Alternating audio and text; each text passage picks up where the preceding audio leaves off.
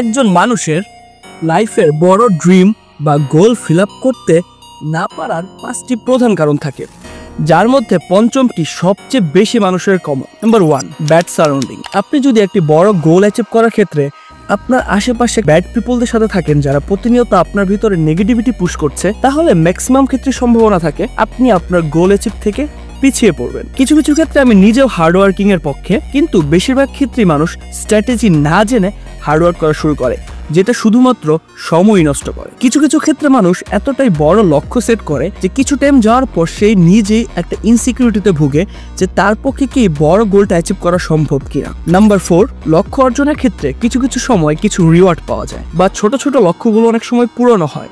তো যখন মানুষের ছোট একটা লক্ষ্য বা একটা স্টেপ সে ফুলফিল করতে পারে, তখন সে কমফোর্ট জোনে পড়ে যায়, যা তাকে ওই বড় গোল অ্যাচিভের জন্য পুশ করতে থাকে না।